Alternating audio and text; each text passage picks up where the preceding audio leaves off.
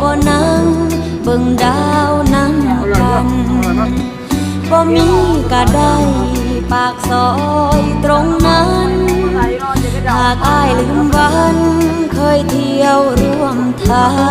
งมีไว้เฮ็ดหยังถนน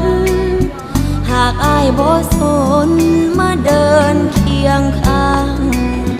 เมื่ออ้ายเลือกคน